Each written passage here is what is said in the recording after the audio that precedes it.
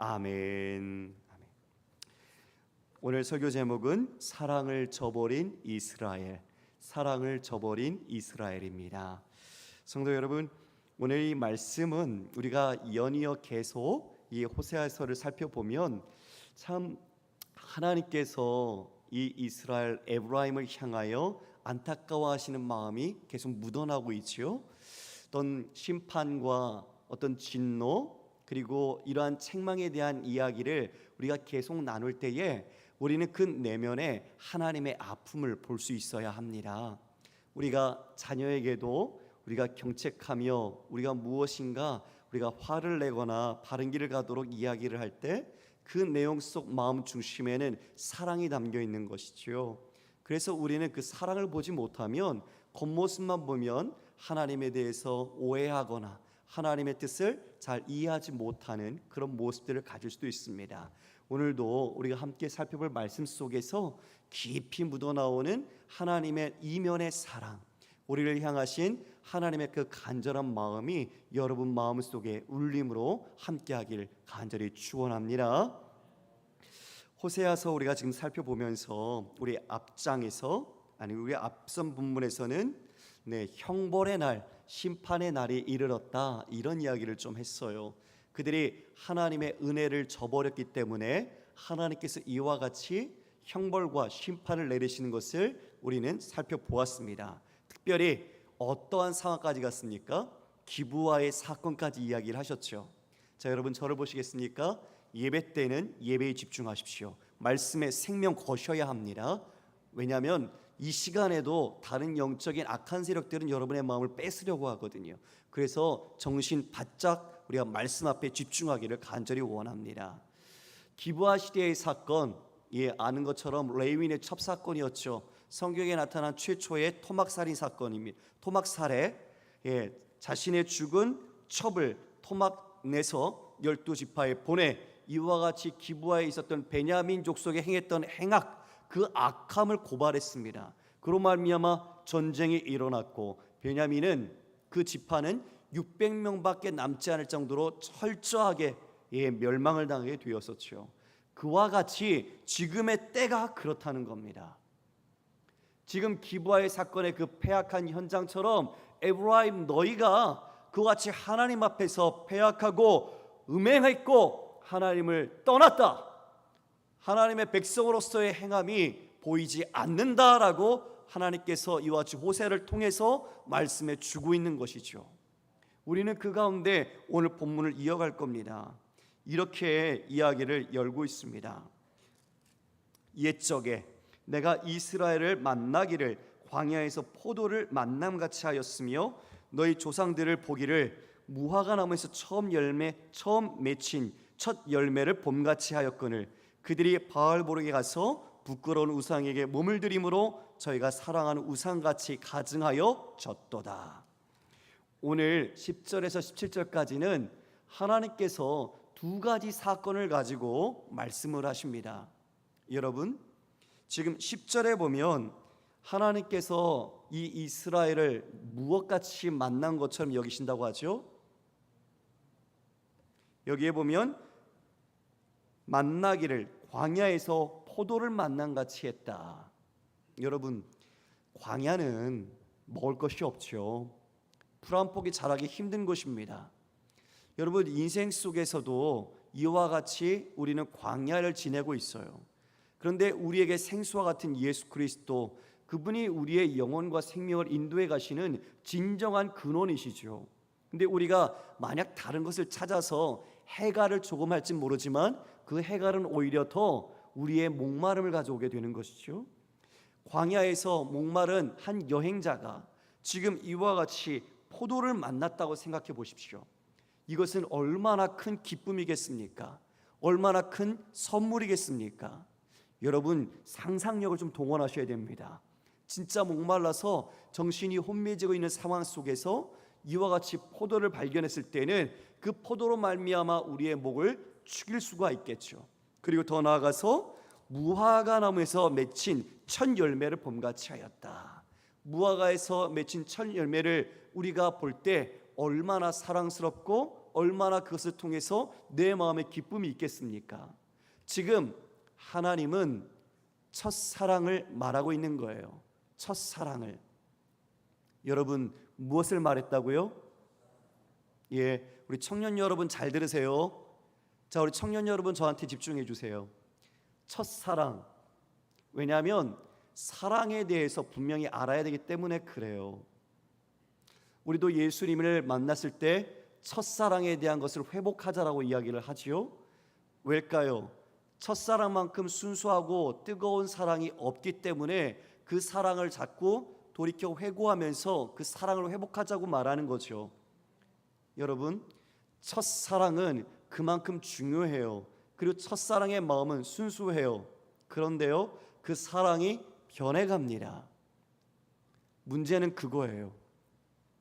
오늘 오전에도 우리가 살펴보았지만 여러분, 제자들이 예수님 따를 때 배 버리고 집 버리고 다 따랐습니다. 그런데 그들이 왜 3년 동안 동행하면서 예루살렘 가까이 가면서 자기 자리와 자기 영광을 추구하게 됐을까요? 왜 그들이 그렇게 변해갔을까요? 그리고 다른 사람들은 가까이 오지 못하도록 막았어요. 자신의 특권의식 속에서 자신의 생각이 처음과 달리 변해가는 모습을 우린 여기서 눈치를 채야 합니다. 우리의 신앙도 처음엔 순수하고 그 사랑도 처음에는 열정적이죠. 그런데 우리가 시간이 지나가면 때가 묻듯이 우리가 그 마음과 생각과 행함을 주 앞에 온전히 가지지 않으면 내 자신도 모르게 그와 같이 변해가는 겁니다. 타성에 젖어서, 형식에 젖어서, 습관에 젖어서, 그것이 바로 신앙인이 아니라 종교인화되는 것이죠. 매일 예배는 드리고 큐티도 할 수 있지만 진짜 내 안에서 예수 그리스도가 삶의 주인이지 못한 모습을 발견하면서 세상에 있는 다른 친구들, 세상에 있는 다른 가정들, 세상에 있는 다른 기업들을 쫓아서 우리는 그것을 성공처럼, 내 행복을 이루는 것처럼 우리는 그걸 쫓아갑니다. 대제사장과 서기관처럼 그와 같이 그들의 누룩을 조심하라 했는데 제자들조차도 그 누룩에 물들어가는 모습들이 나타나는 겁니다. 우리 사랑하는 청년들이 여기에 있어요. 청년 여러분이 이 세상 속에서 지금 많은 사람들, 특히 동년배 속에 많은 유혹을 받을 겁니다. 술, 담배, 그리고 세상의 즐거움, 그런 것들이 엄청나게 강하죠. 지금 여기서 선포되어지는 복음보다 더 실제적인 영향력이 있어요. 술 한잔 마셔, 먹어봐, 담배 펴, 괜찮아. 친구들 사이에 말 한마디가 지금 우리가 여기서 이야기하는 것보다 더 생활에 직접적으로 다가온단 말입니다. 저도 직장 생활할 때 처음으로 회식을 했습니다. 청년회장의 간사에 지냈던 저도 그 앞에서 대선배들, TV에서 많이 봐왔던 분들이 직접 술을 따라주면 거절하기가 어려워요. 그분이 직급이 훨씬 높으시고 사장님 같은 분들이 오셔서 술을 따라줄 때 안 받을 수가 없어요. 20년 동안 교회 다녀도 그 사람의 행동 하나, 술 한 잔 하나 큰 시험이 됩니다. 이슬비에 옷깃 젖는다고 그런 문화에 살다 보면 어느 순간 자기도 모르게 젖어가는 거죠. 저도 그랬어요. 정말 그래서 우리는 지금 이처럼 왜 첫사랑을 이 에브라임에게 하나님께서 말씀할까요? 너희가 그런 존재였다는 거죠. 너희가 그와 같이 순결하고 사랑스럽고 너무나 귀한 존재였다는 것을 이 포도다, 무화과나무의 첫 열매다라고 이야기를 해주시는 거예요. 그런데 그들이 어떻게 했어요? 그 다음 보니 바알볼에 가서 부끄러운 우상에게 몸을 드림으로 저희가 사랑하는 우상같이 가증하여 졌도다. 하나님의 백성들이 말이죠. 바알무올은 그 모압에 있는 부올산이라는 이름이 있습니다. 이름을 가진 그 부올의 바알이란 뜻이에요. 즉 모압에서 섬겼던 우상입니다. 그런데 우리가 아는 것처럼 이 모압 왕 발락이 이교도 예언자인 발람을 꾀어서 이스라엘을 저주하도록 했죠. 그리고 이어서 그것이 잘 안 되자 이 모압 백성들이, 특히 모압 여인들이 이스라엘 백성을 꾀기 시작합니다. 이 바알볼의 제사에는 음란, 성적 그런 것들이 제사에 수반되었어요. 몸을 섞기 시작한 겁니다. 쉽게 말하면 간음을 한 거죠. 그리고 같이 음식을 먹자, 그리고 그 앞에 같이 절하게 된 겁니다. 바로 그것이 바알볼 사건입니다. 하나님께서 대노하십니다. 그들을 언약을 맺고 이와 같이 인도하여 가고 있는 중에 이 모압 땅에서 이와 같이 걸려 넘어진 거예요. 그 음식에, 그들의 문화에, 그들의 우상에, 그들의 육체적 행음에 하나님께서 진노하셔서 이와 같이 행하십니다. 민수기 25장 4절로 우리가 말씀을 좀 보겠습니다. 제가 읽겠습니다. 여호와께서 모세에게 이르시되 백성의 수령들을 잡아 태양을 향하여 여호와 앞에 목매어 달라. 그리하면 여호와의 진노가 이스라엘에서 떠나리라. 모세가 이스라엘 재판관에게 이르되 너희는 각각 바알보에게 가담한 사람들을 죽이라 하니라. 9절 그 연병으로 죽은 자가 24,000명이었더라. 여호와께서 모세에게 그 백성의 수령들을 잡아서 태양을 향하여 보게 하고 목매달아서 죽이라고 말합니다. 왜 그러시지 아십니까? 바알의 상징이 태양입니다.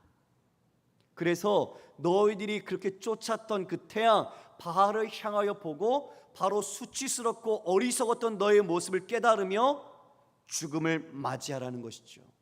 목매어 그들을 죽입니다. 그리고 하나님께서 연병으로 그들에게 진노를 퍼부으시니 24,000명이 죽임을 당했습니다. 얼마나 하나님이 그 마음속에 분노하셨으면 이러셨을까요? 여러분, 사랑이 짙으면요 배신감이 더 짙어지는 겁니다.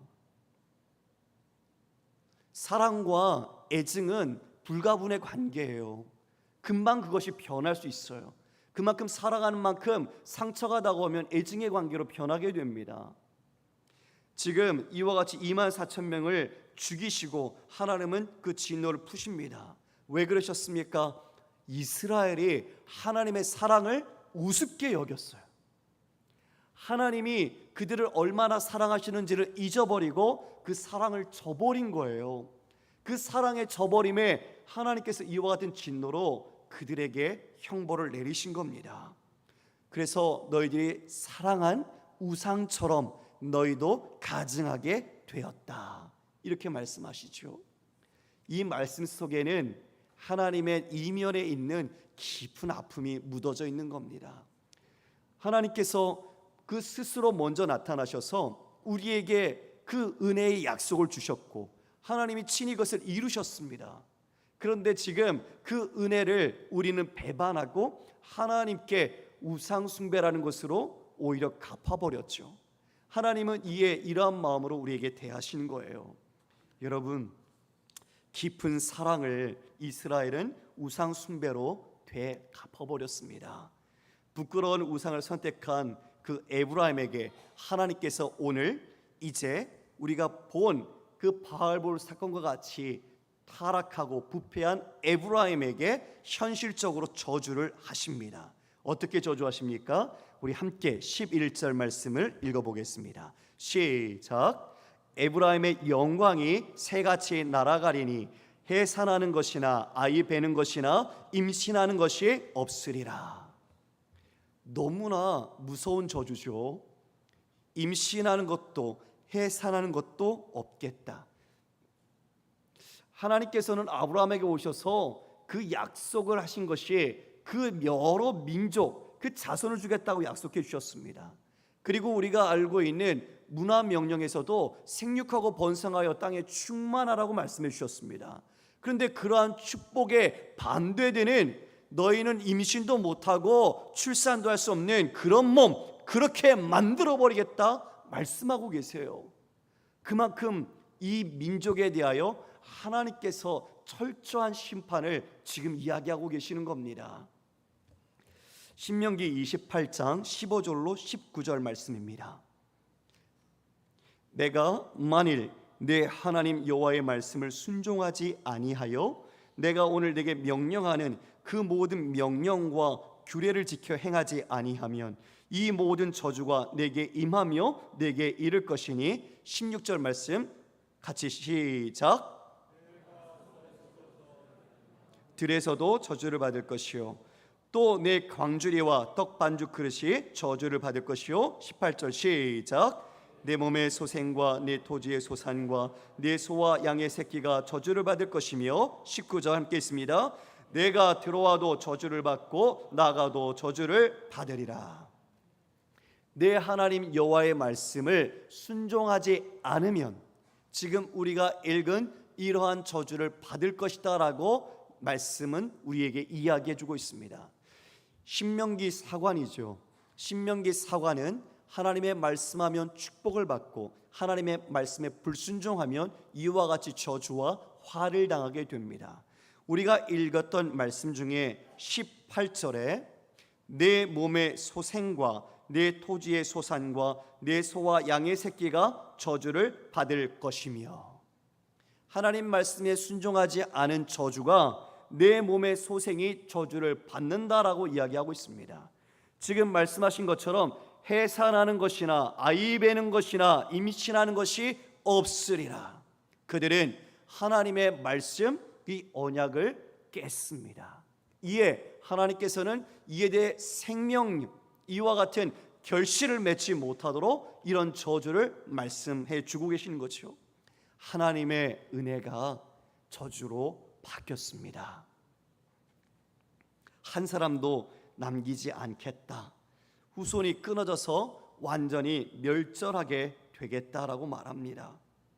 더 이상 그들을 보호하지 않으실 때 이제 화가 그들에게 미칩니다.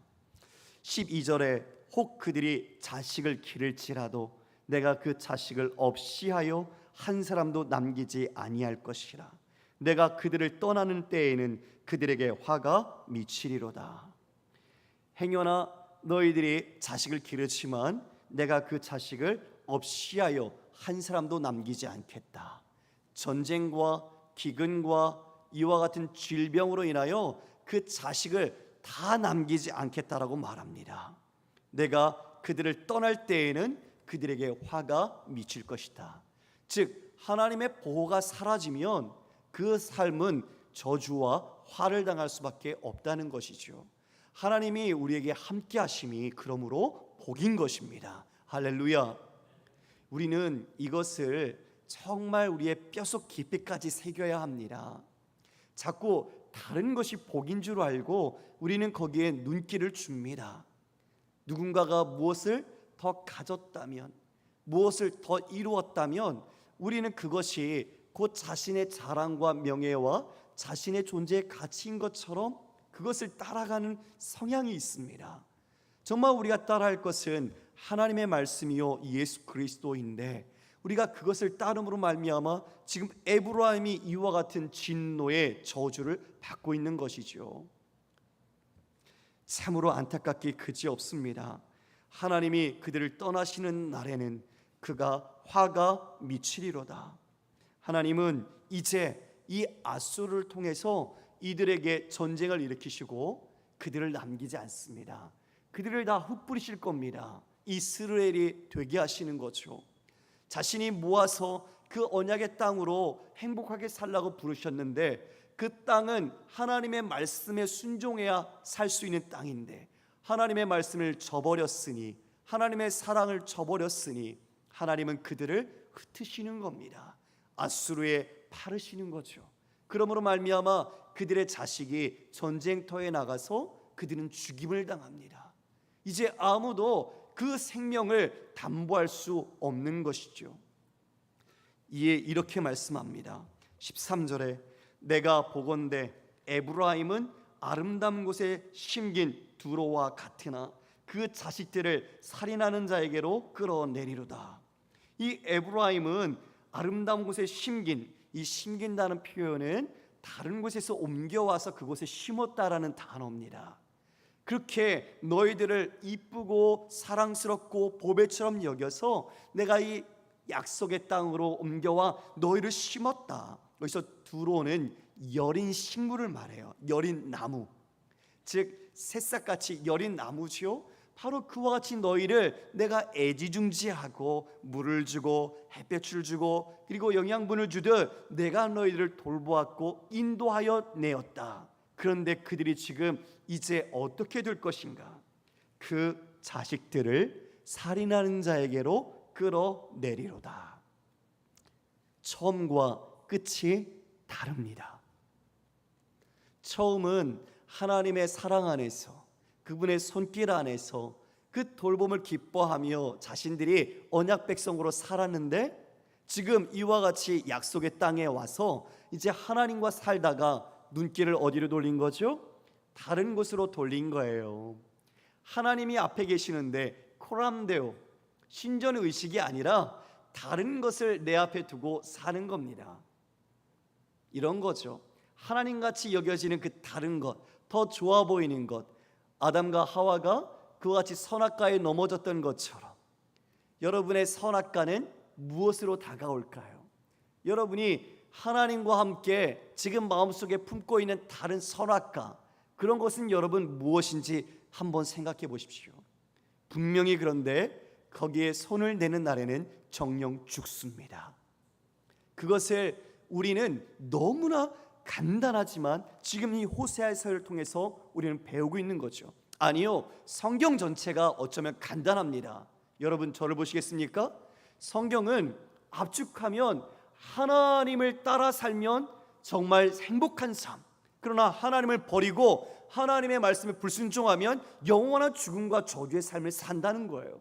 성경은 그것을 여러 각도의 다양한 이야기, 여러 역사 속에 그 나타난 하나님의 기사를 통해서 우리에게 말해주고 있는 겁니다. 그런데 지금 우리가 이 자리에 앉아 있어도 이것을 우리의 들을 기가 없으면 깨닫지 못하는 거죠.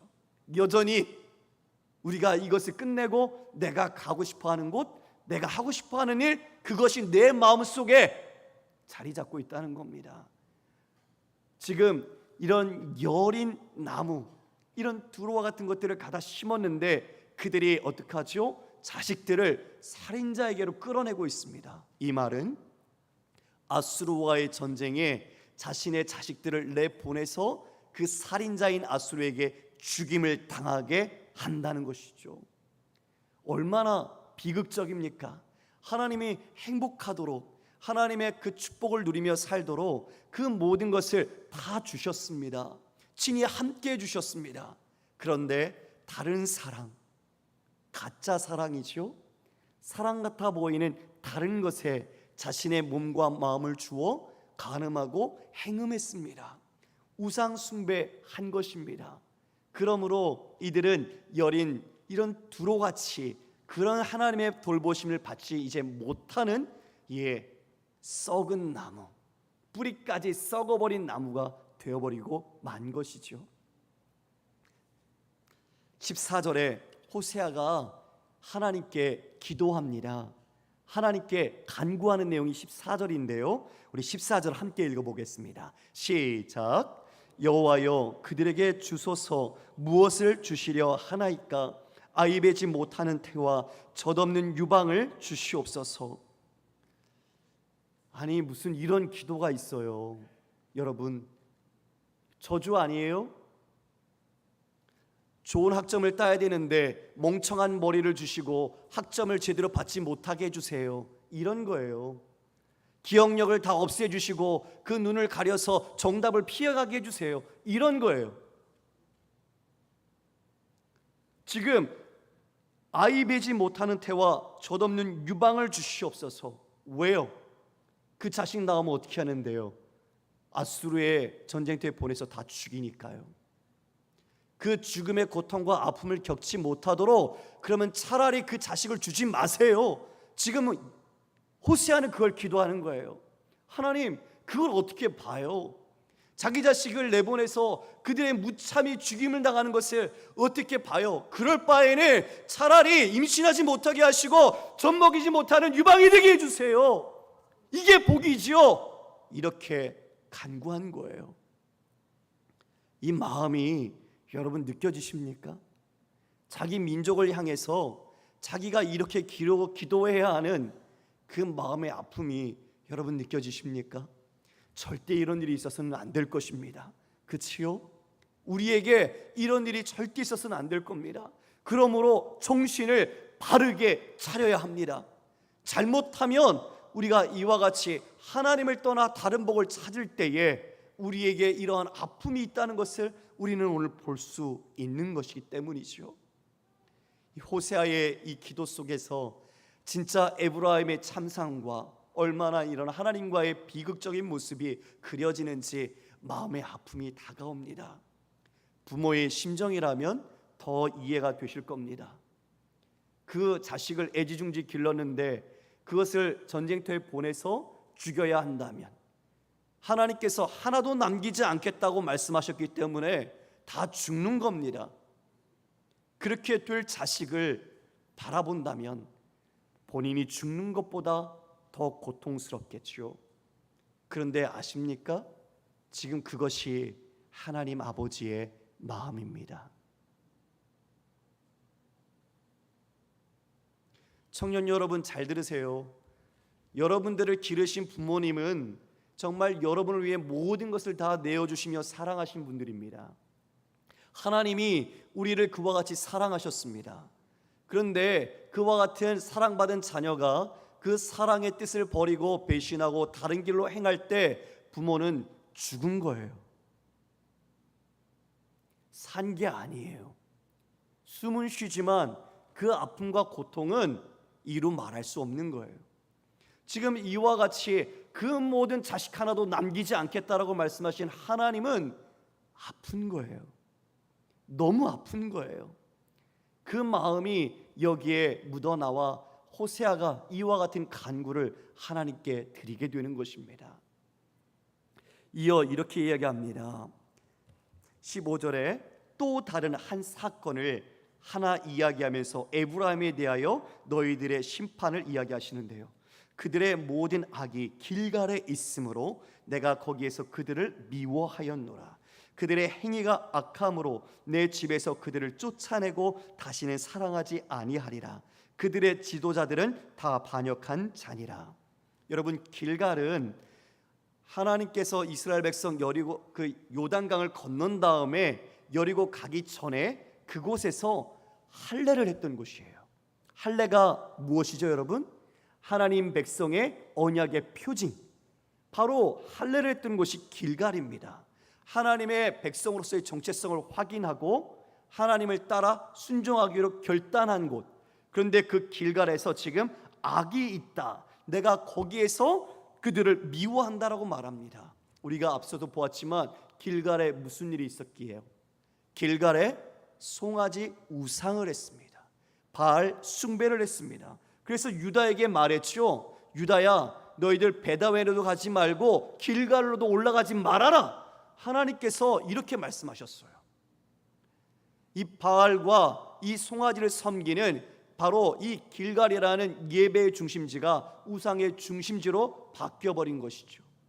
그래서 그 길갈을 지금 하나님께서는 미워한다라고 표현합니다. 이것은 사랑하지 않는다라는 그런 뜻이죠. 그들의 행위가 악함으로 그들을 집에서 쫓아내겠다. 여러분, 길갈은 또 한편으로는 처음으로 왕을 세운 곳입니다. 하나님이 왕이신데 인간의 왕 사울이 이와 같이 왕으로 등극한 곳이 길갈이었죠. 그런데 왕은 하나님의 대리자인데 불구하고 그 왕들이 권력과 권세를 가지면서 하나님의 율법을 지키는 대신에 자신의 권세로 자신이 원하는 것을 취했습니다. 가난한 자들, 그리고 연약한 자들, 그리고 다른 사람들을 무참하게 착취하고 자신들이 그들을 부린 것이죠. 하나님을 떠나서 통치한 것입니다. 그것이 지금 보고 있는 사울 왕부터 나타났던 모습들이었습니다. 즉 이와 같이 길갈에서 행해진 이런 악으로 말미암아 하나님께서 또한 그들에게 심판하고 저주하십니다. 내가 내 집에서 그들을 쫓아내겠다. 내 집은 어디입니까, 여러분? 가나안 땅이죠. 하나님께서 주신 땅입니다. 그곳에서 이제 쫓아내신다는 거죠. 네, 살고 싶어도 살 수가 없어요. 이제는 아수르에 쫓겨 떠나야 합니다. 여러 민족으로 다 흩어져야 되는 상황이 되는 거죠. 그것은 하나님이 내쫓으신 거예요. 그리고 다시는 사랑하지 아니하리라. 그들의 지도자들은 다 반역자다. 그들의 왕들은 이와 같이 하나님을 온전히 섬기지 않았던 것입니다. 이제 이와 같은 길갈의 그 악으로 인하여 이들은 이제 멀리 다 흩어지게 됩니다. 16절에 그래서 에브라임은 매를 맞아 그 뿌리가 말라 열매를 맺지 못하나니, 이러한 저주 속에서 뿌리까지 말라버립니다. 이제 열매를 더 이상 맺을 수 없는 완전한 타락과 부패, 바로 그것이 에브라임의 현실이었어요. 그러니 이제 아이를 낳을지라도 내가 그 사랑하는 태의 열매를 죽이리라. 아예 그 모든 씨를 없애버리시겠다 말씀하십니다. 하나님답지 않은 너무나 무서운 말씀과 진노를 쏟아내고 계십니다. 왜 이렇게 무서운 심판과 재앙이 이들에게 일어났을까요, 여러분? 어찌하다가 에브라임이, 이 이스라엘이 이와 같이 되었을까요? 그것을 17절에 말씀하고 있습니다. 우리 17절 함께 읽겠습니다. 시작. 그들이 듣지 아니함으로 내 하나님이 그들을 버리시리니 그들이 여러 나라 가운데에 떠도는 자가 되리라. 16절까지 하나님이 하신 말씀을 마지막 17절에 호세아가 하나님의 심판을 인정합니다. 그것을 받아들입니다. 그들이 듣지 아니함으로, 하나님의 언약 백성인 이 에브라임이 하나님의 말씀을 듣지 않았습니다.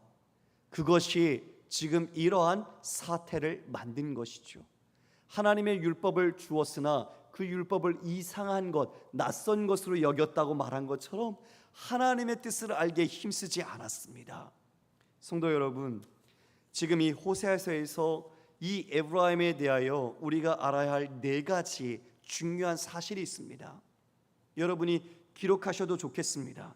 첫 번째는 그들이 이 율법을 버린 것처럼 여호와를 아는 지식이 없었어요.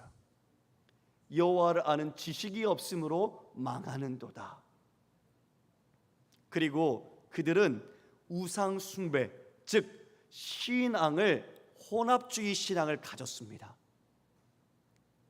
하나님만을 온전히 따른 게 아니라 다른 것을 같이 내 하나님처럼 섞어버린 거예요. 그리고 하나님의 언약, 헤세드, 그 헤세드를 깨버렸습니다. 할례를 받은 백성인데 몸에 살에 할례만 했지, 할례의 참된 정신인 나는 죽고 하나님의 생명으로, 하나님의 말씀의 백성으로 산다는 것을 저버린 거죠. 헤세드를 깨버렸습니다. 마지막으로는 교만했습니다. 하나님의 자리처럼 바알을 하나님의 자리에 놓고 자신들이 그와 같은 교만에 빠져서 하나님을 멀리하여 떠났던 것입니다. 이 네 가지가 호세아서에 담고 있는 가장 우리에게 말해주는 중요한 주제입니다. 오늘 그 가운데 그들이 듣지 아니함으로 여호와를 아는 지식이 없는 것이죠. 듣지 않은데 무슨 수로 배울 수 있겠습니까? 어떻게 알 수 있겠습니까? 그들이 이와 같이 하나님을 알지 못함으로 인하여 그들은 버림을 받습니다. 하나님이 그들을 버리시리니 그들이 여러 나라 가운데에 떠도는 자가 되리라. 여러분, 떠도는 자 누가 받았던 형벌입니까? 가인이 받았던 형벌입니다. 가인이 아벨을 죽이고 난 뒤에 하나님으로부터 형벌을 받아 너는 유리하며 방황하는 자가 될 것이다. 하나님의 백성이 아닌 가인이 받았던 형벌을 지금은 언약 백성이었던 에브라임이 하나님께서 주신 땅에서 쫓겨나 여러 민족 가운데 유리하며 방황하는 처량한 신세가 된 것입니다. 이스라엘이 말이죠. 소금이 맛을 잃어서 밖에 버려져 밟히는 아픔을 당하는 것입니다. 듣지 않았기 때문입니다. 사랑하는 성도 여러분, 말씀을 정리하겠습니다. 성경에 가장 중요한 것은 듣는 겁니다. 왜요? 믿음이 들음에서 나기 때문입니다. 예수님께서도 말씀하셨습니다. 내 양은 내 목소리를 안다. 그래서 나를 따른다. 분명히 그렇게 말씀해 주셨습니다. 그런데 우리가 그 목소리를 듣지 않으면 우리는 죽습니다. 왜요? 목자가 안전하게 이끄는 곳으로 우리가 가야지 다른 목소리 듣고 가면 우리는 죽는 겁니다. 오늘 간단합니다. 이들은 다른 목소리를 들었어요. 하나님의 말씀을 듣지 않았습니다. 그래서 이제 하나님의 집에서 쫓겨나고 유리방황하며 이 모든 삶에서 언약 백성이라는 아주 예전에 그 출애굽에 위풍당당했던 놀라운 기사와 영광을 맛봤던 백성들이 이제는 버려져서 수치와 조롱과 모욕을 당하는 하나님의 백성? 아니요, 하나님의 백성 아니죠. 왜냐하면 17절에 보면 하나님의 백성이라고 말하지 않고 이제 그들이라고 말해버리거든요. 이제 아예 그들을 분리해서 말하기 시작합니다. 그들이 듣지 않았다. 버리시는 겁니다. 이와 같은 아픔과 고통은 그들이 하나님의 말씀을 청종치 아니함으로 그들이 당하게 되었습니다. 성도 여러분, 우리는 이 말씀 정말 반면교사 삼아서 더 짙은 깊은 밤일수록 이 별빛이 빛나고 그 밤이 정점을 찍고 점점 여명이 다가올 때 우리를 향한 구원의 손길, 하나님의 손길이 있다는 것을 또한 동시에 기억해야 할 것입니다. 이들이 이처럼 버려졌으나 하나님께서는 예수 그리스도를 통해서 우리를 구원하시고자 그 역사의 수레바퀴를 움직이고 계시기 때문입니다. 우리는 호세아, 구원하는 자라는 예수님과 같은 이름을 가진 이 한 선지자의 이 참상의 간극의 기도, 그리고 이러한 에브라임의 이 현실, 그것이 우리의 삶에 어떻게 적용돼야 할지 다시 한번 묵상하면서 여러분의 믿음을 하나님 듣는 믿음으로, 그리고 순종하는 믿음으로, 또한 기도하는 믿음으로 우리가 함께 살아가시기를 주님의 이름으로 축복합니다. 하나님, 우리의 마음이 다른 목소리를 청종하지 않고 오직 하나님의 말씀을 따라 살게 해 주옵소서. 지구촌 각 나라 열방에 많은 사람들이 흩어져 살지만 이 역사 속에서 하나님의 백성들은 여러 곳에 다 두루두루 편재해 있으며 하나님을 예배하고 있습니다. 무엇을 의미합니까? 살아계신 하나님, 그리고 그 말씀을 듣는 자들은 하나님의 그 복을 따라 살아가는 것을 우리는 확인합니다. 하나님, 우리가 우리의 삶이 평안하다고, 우리의 삶에 여유가 있다고, 우리의 삶이 어려움이 없다고 하나님 다른 목소리에 호기심이라도 혹여 귀 기울이지 않게 하시고 오직 주님의 말씀에 귀 기울여 순종함으로써 하나님이 주시는 놀라운 사랑, 그 뜨거운 사랑과 그 은혜와 기쁨을 영원히 주님과 교제하며 누릴 수 있도록 인도하여 주옵소서. 간절히 바라는 것은 우리 귀한 다음 세대들과 청년들, 하나님 믿음을 더해 주십시오. 청년의 때에 창조주 하나님을 기억하게 해 주십시오. 그 앞에 있는 아버지 학업과 여러 일들이 하나님 왜 공부해야 하는지, 내가 왜 이렇게 준비해 가는지 하나님 안에서 분명한 소명과 사명을 깨닫게 해 주십시오. 그리고 우리 사랑하는 모든 성도님들도 하나님의 말씀에 귀 기울여 우리가 하나님 보내신 그 현장에서 죽기까지 충성하며 주님을 사랑하는 믿음의